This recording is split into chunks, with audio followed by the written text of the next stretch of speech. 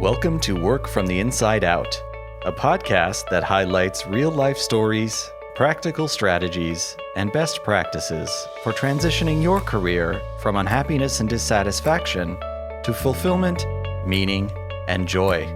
Now here is your host, career and executive coach, Tammy Guler-Loeb. Hey, everybody. I am so delighted to introduce today's guest, Professor Dr. Christian Busch. Dr. Busch is the author of the Serendipity Mindset, a wise, exciting, and life-changing book, according to Arianna Huffington, that provides a bracing antidote to a world addicted to control, according to Daniel Pink, and an internationally known expert in the areas of innovation, purpose-driven leadership, and serendipity. He is the director of the CGA Global Economy Program at New York University and also teaches at the London School of Economics. He is a co-founder of Leaders on Purpose and the Sandbox Network and a former director of the London School of Economics Innovation Lab. He is a member of the World Economic Forum's Expert Forum, a fellow of the Royal Society of Arts, and on the Thinkers 50 radar list of the thinkers most likely to shape the future. I am so excited to welcome him to today's podcast. Welcome, Dr. Christian Busch, to Work from the Inside Out. Thank you so much for having me. Thank you. So, as you know, I'm going to refer to you as Christian because I'm a pretty informal person myself. As you know, on Work from the Inside Out, we like to begin at the beginning. Talk about your formative years and tell us, where did this all begin?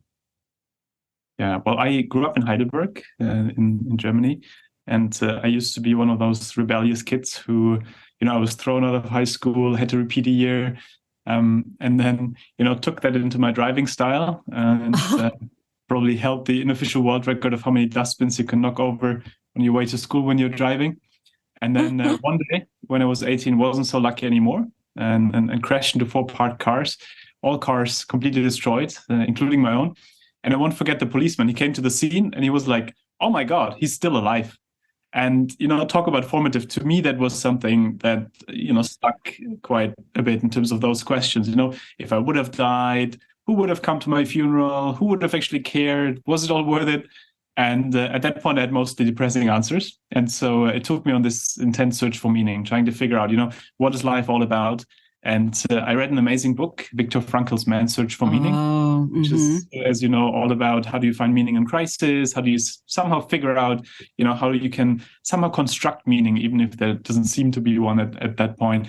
And so I figured out what gives me a lot of joy is connecting people, connecting ideas, and the sparks that comes from doing that. And so ever since then, I've been kind of, in a way, have this certain impatience that, oh my God, life can be over pretty quickly. So might as well, enjoy, but also then try to have some sort of meaningful impact in the meantime. Wow. I didn't know that part of your story. That's amazing. So you were very young when you had that accident. Is that right? 18, yeah. 18. That's an early age to be facing that lesson in life. So you recovered clearly.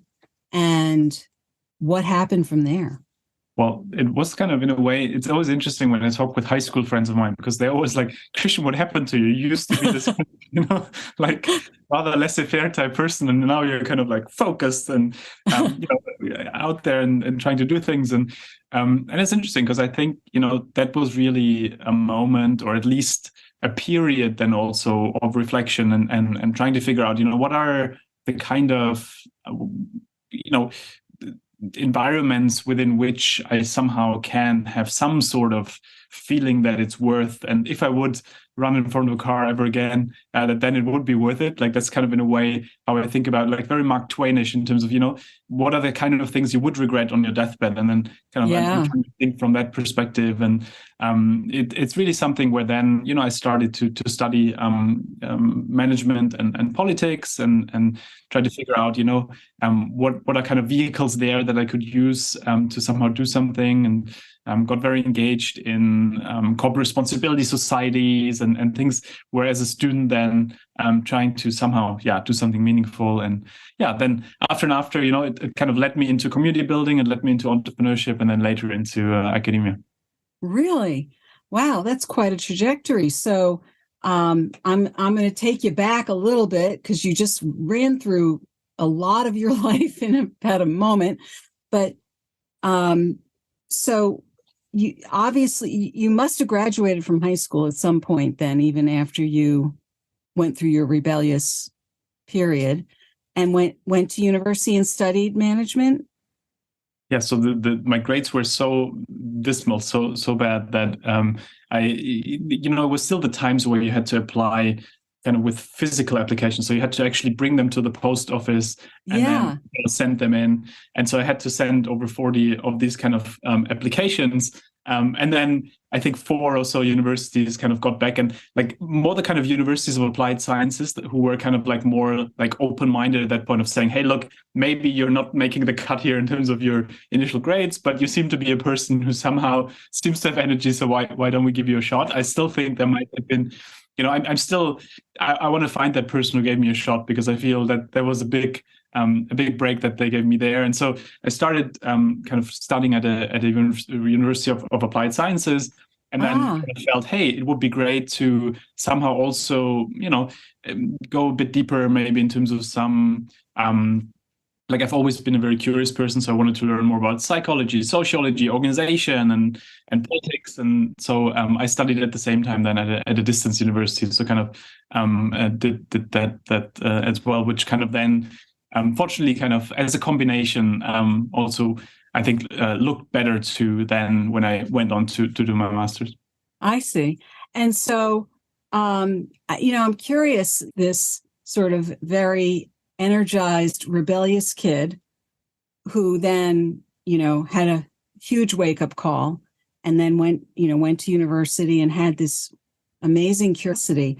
Were you always interested in just connecting with people or connecting other people and all of that? Were you always, was that like a thread that ran through everything, even though you, let's say, settled down a little bit more after you had that big scare? Well, it's interesting because it's always a paradox I've tried to figure out with myself, and I've talked with a lot of other community builders who have something very similar, where in a way we're slightly introverted in the sense of we love hosting events, and we love bringing people together and connect with people, and everyone, we're so extremely extroverted, but actually we have a quite introvert streak as well. And so this kind of ambivert type, I've always been, I think, more of this kind of ambivert who loves to connect with people and then also loves to be alone and just read a book or so. And I remember, when I started at the university, the reason that was a beautiful setting was because they said you can go abroad for half of your degree. So essentially you can spend time abroad, pick the locations where you want to spend time. And so you could pick partner universities, you could pick internships abroad. And so, in a way, I felt very attracted to both Mexico and Russia, because it was the kind of two countries that felt at that point the kind of two furthest away that I had experienced. And so I was like, well,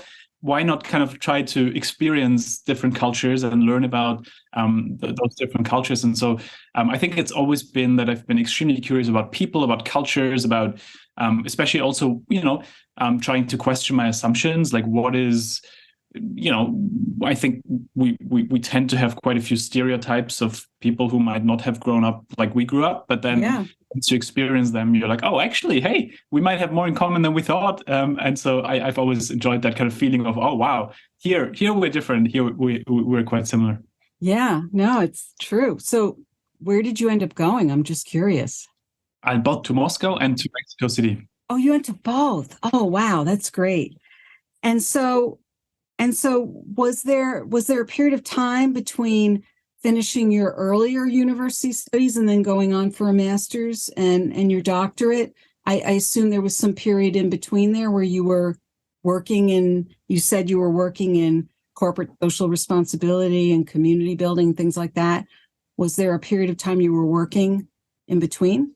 Yeah, it was, a lot of the things, like it's kind of, I've always, in a way now, now I can give words to it. I wouldn't have been able to give words to it back then, but in a way, it's always been almost like a portfolio of things that I've been working on. So it kind of, there was always, yes, you study a bit, and that kind of fulfills your kind of intellectual curiosity, but also, you do a community or a society on the side, or build an enterprise, or be part of founding something. And so it's always been kind of like, if you would look at the CV in terms of like the when you try to list it linearly, a lot of it actually really overlaps. I've always find that so difficult when you try to write your CV, and I'm like, but somehow I'm not sure what comes first here, because it kind of went into each other, and then so essentially, kind of after the undergrads, like I've been very involved with different types of societies and communities, and then kind of like went towards the masters, which was quite soon after the undergrad.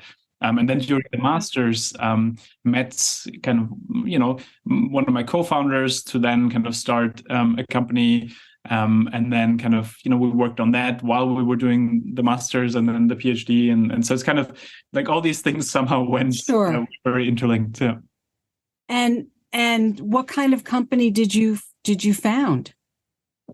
So the first one was it's called Sandbox Network. So it's essentially it's a community of young innovators who are in different locations around the world and who want to somehow push boundaries in their respective fields. So young designers, young politicians, young architects, young entrepreneurs. And the core idea was, look, usually when you're a young person, at that point, we said, well, let's define it as under 30. But, we just talked about that age can also be a mindset. So, of course, we wouldn't want to age is there in any way. But essentially, the idea was that usually when you're a young person who's pushing the boundaries in different areas, you're connected in your own field. But mindset-wise, you're much closer to people who are pushing the boundaries in other fields, because you're also of rethinking assumptions and so on. And so we said, hey, how cool would it be if we would create a home for those people who might be considered crazy in their own field, but now they finally have a home. And to me, that was always like one of my early goosebump moments in building that. So essentially a community-based incubator was when a member said, this is the only place where I don't feel crazy anymore. And to me, that was kind of like, yes, okay, this is why we're trying to do it, because we want that people feel they can be who they want to be. They're kind of what we now would probably call the authentic self, and then, kind of just grow from there. And the reason why I enjoyed it so much is, in a way, it became an accelerator of serendipity, because you would go to a dinner in Beijing or in Nairobi or in New York of the community, and you would everywhere, in every corner, you would hear such a coincidence. Oh my God, such a coincidence. Yeah. So it was fascinating to see how when you bring together people who have similar values but different ideas, how serendipity is just completely accelerated. Oh, I love that. I have goosebumps listening to you talk about it. So you were getting the master's, you were playing in the sandbox with all these different people. It sounds like it was just tons and tons of fun. And I was going to ask you about the differences between serendipity and coincidence. Is there a difference?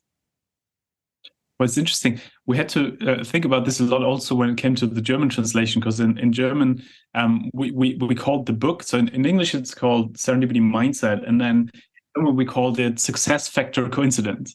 And the reason why we called it that way was to say that when you think about serendipity in a way is active luck. It's very different from like blind luck is, birth lottery, being born into kind of a family that's loving or not loving, like those kind of things where you can't really do anything about it. It happens to you, and it's completely kind of coincidental in the sense of, it's completely random of how it happens. You don't have a lot of impact on it.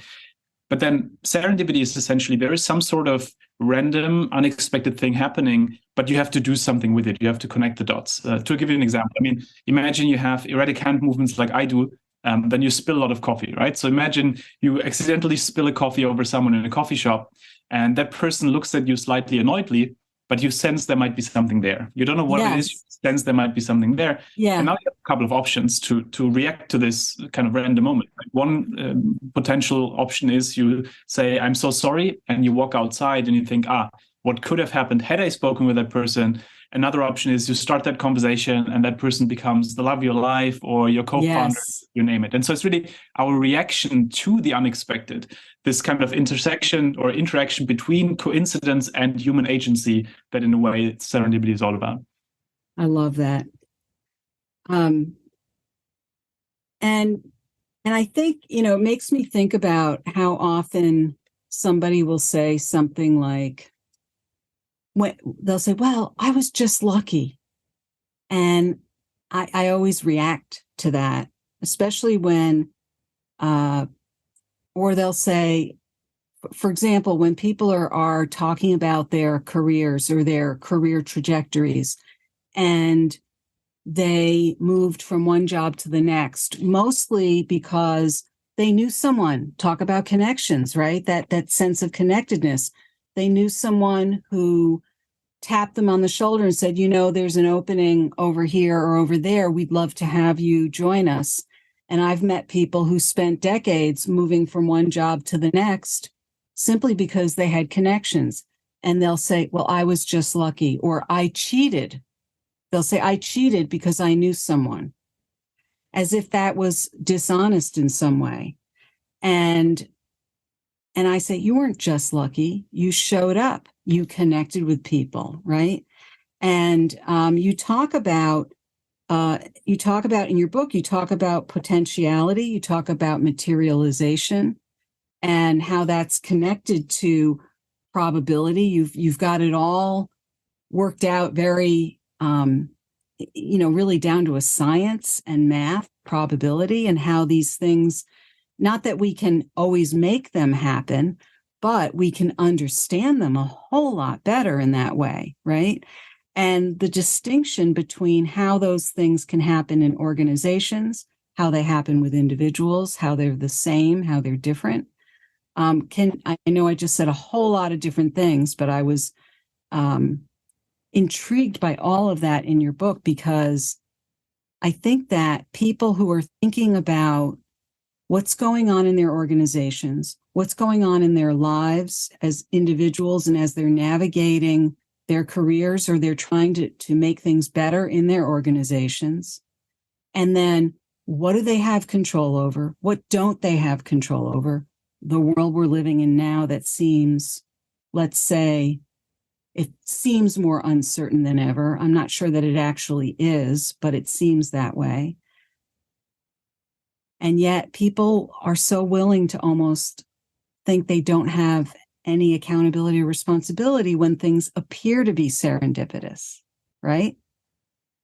And that's really interesting, right? Because to exactly your point, I think when you think about how people talk about their CV, right? It's exactly this. You would talk like as if it was a straight line, right? I wanted to do this, then I wanted to do this, then I wanted to do this. Yeah, it was probably more like a swiggle, right? Where in a way, definitely, there were all these unexpected things. And I think that's exactly one of the hopes of this work, to say, well, let's give you a active vocabulary so that you don't have to say, I had a plan and then something unexpected happened and I lost control and my plan was gone and so on. So the unexpected just being a threat to your plan, but actually saying, no. Like, you had a plan, then you created a mindset that allowed you to see an even better plan. And then you acted on it and you went there. And yes, it was random that you met that person at that conference versus another conference, but you made it more likely of how you went about it. And I think that's where it gets really exciting, that we can all, in a way, both train our minds to, in a way, either detect or then kind of even create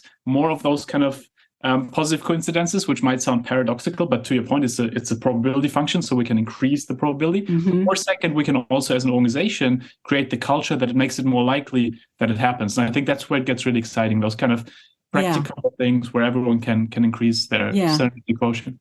Yeah. And I know that, and you can explain this better. I'm sure you can explain it better than I can.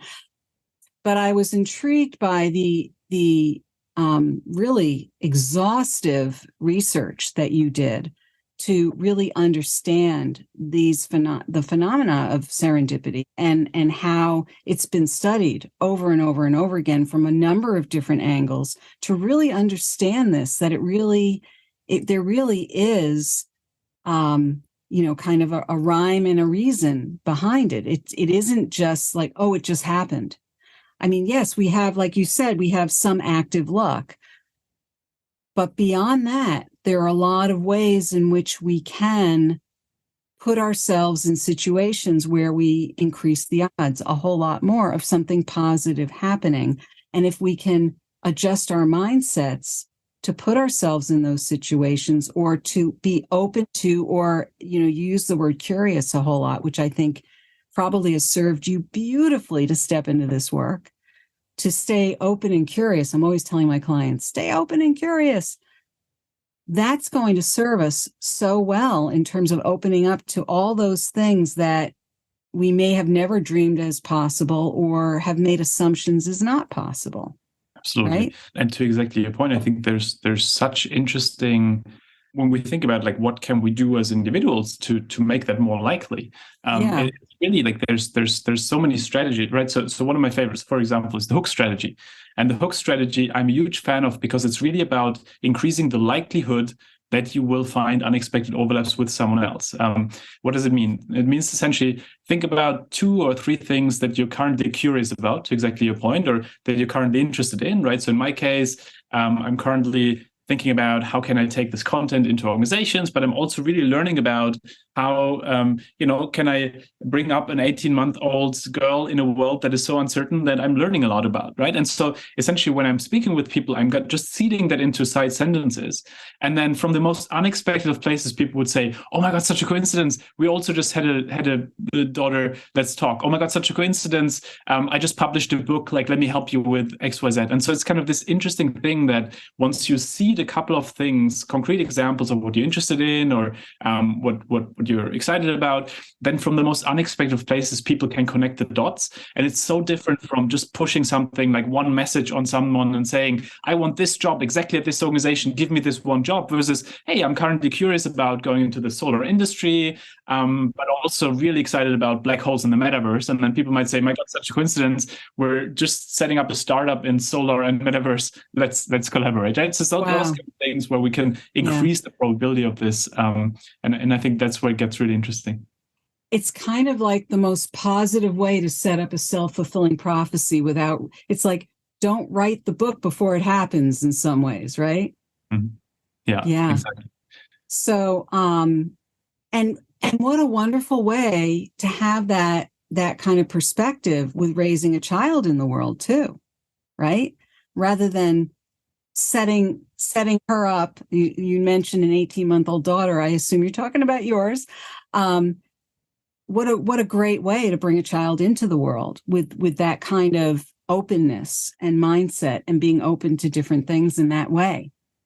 Well, I feel like there's so much also we can learn from kids, right? Because in a way, when I was in this wonderful, last week I was in a session with kids, and they could call in and kind of ask questions, and we asked them questions. And it was so beautiful because we asked them essentially, what surprised you in your life, or what is the role of coincidence in your life, or so. And like those kids, the curiosity they have, the amazing questions they ask, but also, when listeners, for example, would ask their kids, have you ever found money in the street? I bet you their kids find more money in the street than themselves. Why? Because they don't expect that it's not there, right? And so it's kind of this interesting thing where I think we live in a world where we, in a way, often expect the negatively unexpected. So, for example, you go over the green light, right? But you still look right and left because you know that sometimes someone just kind of goes by red, and so that might be unexpected, but also you might expect that it might happen.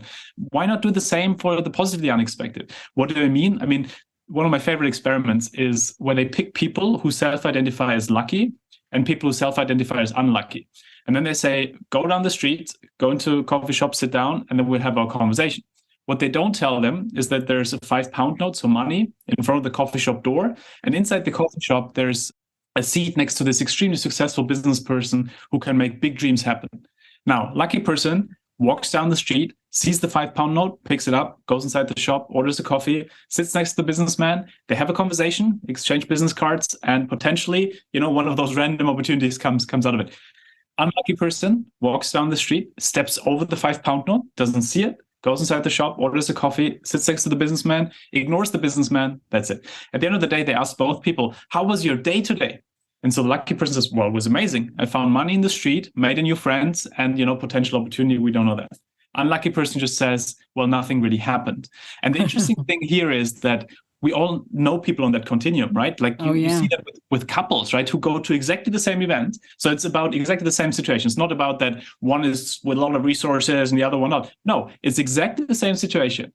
And in this situation, one comes home from the party and says, it was amazing. I met this amazing new friend and so and so. And the other might say, oh, that was really boring. Well, often it's a reflection of ourselves. And I think that's the kind of interesting thing that I think also, comes out of your work when you talk about, this idea of, hey, look, like you have more of a role in those kind of, it's almost self-fulfilling prophecies, right? In like a very like grounded way that in a way, what you expect, it's more likely that you get what you expect because you look differently at the world. Right. And there's some boundaries in terms of, it's not like, oh, I'm going to find a job tomorrow that pays me, 7 figures right off the bat. I mean, you might not want to be quite that specific, but you might want to say, I'm going to find a job that really meets my financial needs. Or I think there have to be probably some realistic parameters, but I think it's more of a spirit around the mindset that really helps. Would you say that's true? Well, it's really interesting, right? Because that also applies to companies the CEO study, for example, where we try to figure out, when you look at some of the world's most successful CEOs, what do they do differently than others? And one of the key patterns behind how they run their businesses is that they're extremely good at saying, here's a sense of direction, a broader sense of direction, a broader purpose. So if I'm Ajay Banga back in the days at MasterCard, I want 500 million people who were not yet in the financial system to be part of the financial system. That's our purpose. That's what we can rally about. It shows our priorities. It shows what's important to us. Here's the strategy. But I'm telling you already now, if Petra in New York tells us that the strategy doesn't work here, then we'll adjust the strategy. And that's part of the plan. And I think that kind of amazing idea that in a way you're saying, I make the unexpected part of my plan. It's not a threat to my authority. It's not a threat to my to my identity if I change my plan, right? If I don't become the consultant at McKinsey, but I become a consultant at a startup, but still kind of like, to your point, I have a similar idea of what I'm excited about, just another context, that then in a way, the unexpected becomes part of the plan. And I think I've always found that really interesting, how simple questions can make a big difference there. So for example, if you would ask in the weekly meeting something like, what surprised you last week? Then people might say, well, it surprised me that people used our washing machine to wash their potatoes. And then you might be, oh, this is interesting. Let's develop a potato washing machine. You know what I mean? So then kind of like there's all these different types of things. Like once you ask what surprises people, you legitimize the unexpected as a potential ally, not only as a threat that's kind of like destroying your plans. Oh, I'm still laughing about having a potato washing machine. It's actually a product though, yeah. It is? Oh my goodness. Wow. I have a potato washing machine. They're called my hands. But anyway, so tell us about, I find this totally fascinating, all the different possibilities you're sharing now, all the different studies, and from children to CEOs and the different people that you're talking to, and looking at how this really can manifest in so many different walks of life. Tell us about what you're doing today and how you're moving this work forward, because I know you're doing a lot of different things. I want people to hear about what your life is like and what you're moving forward. Well, I mean, a big focus of my research and my teaching is around purpose-driven leadership. It's around how do we essentially create companies that do well and good, but also what's the kind of mindset we need in this fast-changing world. And so the beauty is that serendipity just A, pops up everywhere, and B, that kind of mindset is something that we've just observed across so many different contexts. And so going forward, one of my kind of key things where I derive a lot of meaning from is A, kind of taking that content that I've seen work in so many different contexts and kind of, spreading it even further and trying to get a lot of people excited about it, especially those people who might not intuitively feel that it is for them. Because I always thought, this would be content that's for people like us who intuitively cultivate serendipity, who intuitively connect dots. And then It gives them a language, it legitimizes them, and it somehow gives a couple of more strategies.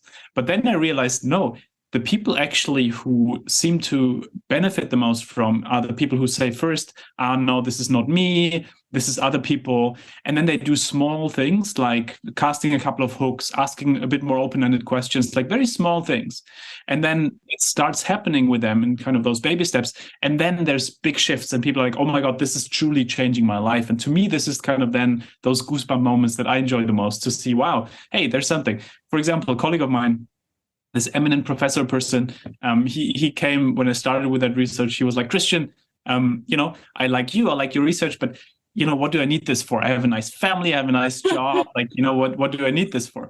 And so we made the deal and we said, okay, next few weeks, go out there, ask a bit more open questions. Instead of asking, what do you do? Ask, what do you enjoy doing? Right? So very simple kind of change. But what it does is it opens up the potentiality of like very different questions versus like autopilot and putting people into boxes, or cast a couple of hooks of what you're really interested in so that you can have more meaningful conversations, things like this. And so a couple of weeks later, he comes back and he's like, Christian, I didn't know life can be so joyful. And to me, this was kind of like similar to this kind of crazy comment earlier, like this idea that we can't know how it feels like to have that kind of mindset until we try it. And there's only so much we can do if we preach and we try to push people. Not at all. No, people, if they start a couple of small practices, that's when it starts to happen over and over and over again. And that's kind of in a way what I hope to do the next years, to kind of inspire that. I love as that. many people as possible can do that. Yeah. So we need to send all the Debbie Downers to you. You know who Debbie Downer is? I can imagine. I mean, it sounds like a person who might want a spike, but it's... So there's a character, an old character that was on Saturday Night Live, that would, every time somebody would say something to her, she'd always find the negative side to the story. Right? It was a funny thing. But anyway, but I think. So this is actually really interesting, because I think it's one thing maybe that I think is extremely important to also that serendipity in a way is in the eye of the beholder, right? It's kind of it's and lucky and unlucky. Like, yes, there's objective constraints, and I think it's extremely important to appreciate those, right? That's very different from toxic positivity. Just think about something and it'll happen. No, life is hard, and that's a given, and we appreciate and we also of course have to work on questions like societal inequality. What kind of potentiality can people have based on where they are in the world? So I think that's extremely important. And then at the same time, on the mindset side, I think it's extremely fascinating when you do these thought experiments, right? So one thought experiment where there's this thought experiment along the lines of, imagine you're in a bank and there's a bank robber coming in, and hopefully it'll never happen, right? But bank robber comes in and like fires one shot, and that one shot goes into your shoulder, and you're the only person essentially where like you got shot in the shoulder.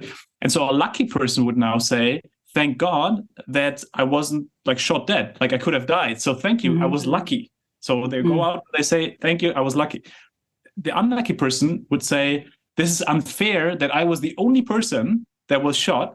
Nobody else got shot. This is the story of my life. It's so unfair. I'm so unlucky. And so it's fascinating how, you can have exactly the same situation happening, but based on how you interpret the situation, you can either identify as lucky or unlucky. And I think that's the kind of interesting thing where sometimes from the most surprising corners, I work a lot in poverty contexts where some people say a lot of times, well, I've been extremely lucky in my life. And I'm like, wow, like you have a very tough life. And they were like, yes, but this and this and this. And so it's interesting, that kind of framing and reframing of what we consider to be lucky versus not lucky. Yeah. No, I definitely, there's a lot of work out there that looks at those. I think about some of the work I've seen in social economics, where they look at some of that as well, where they look at even people living in poverty who also claim to be lucky in some ways. And it's very interesting. It's very, very, not to say that I wish everyone would have that feeling of living in poverty, but I can see what you're saying about that. I think what you're also suggesting is that there are some ways to practice one thing and have that experience, especially if it's something that doesn't come as easily to you. And I think there probably are people who just more naturally show up for serendipity, and other people who really have to. It's almost a little bit of a learned a learned option in some ways. Would you say that?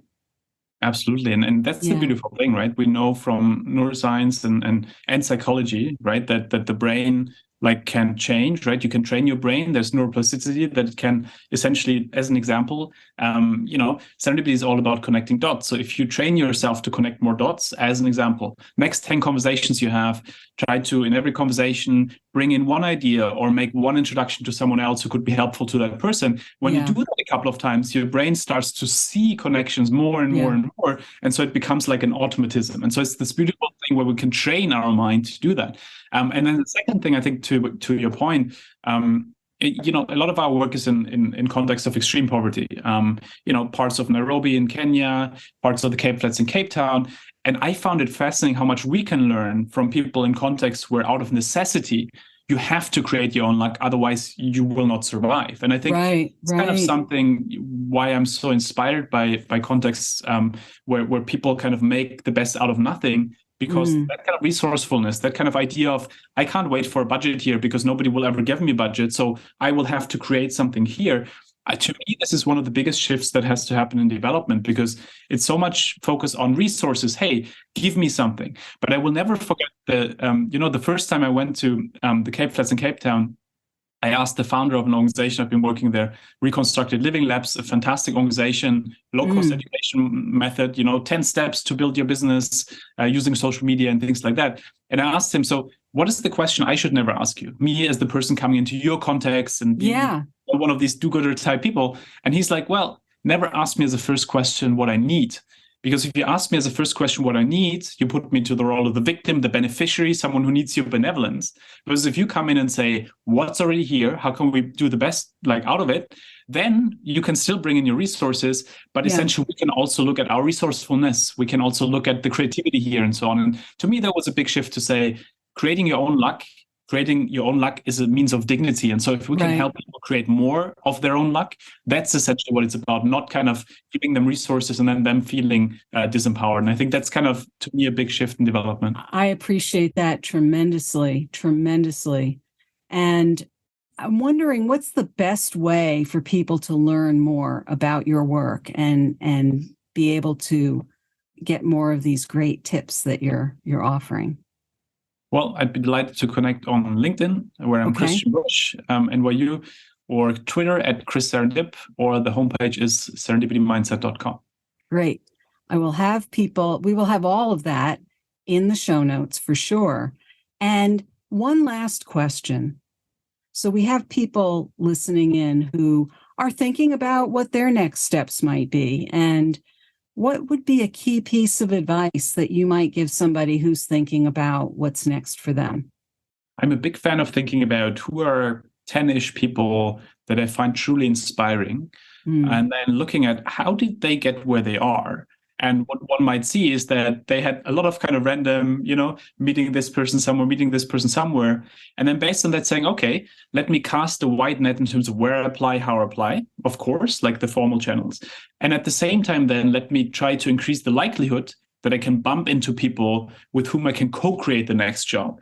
Because then essentially we will see that, right? A lot of the most interesting jobs in the world, we don't even know what they will be in 2 or 3 or 4 years. So essentially it's more about connecting with people who might like us, who might like our ideas, who might like how we approach the world, who might then say, you know what, I really like you. We should create a position for you. I've seen that in my own life quite often, that essentially, quite a few of our students where essentially they are in an event, they tell the CEO of XYZ company about a new technology or a new Bitcoin thing, and they might say, you know what, I didn't even know that could be relevant for us. Why don't you come in for a couple of hours and we see if it fits in? And then maybe a project comes from this and you become an external project manager and then you become employed. And, there's all these different options nowadays in this network world where I think, to me, the biggest realization was, yes, you can go through a formal application process where you will compete with hundreds of other applicants who are all extremely qualified, or you can essentially try to figure out how do I optimize surrounding myself with people who might see the uniqueness in me directly versus an AI program that kind of,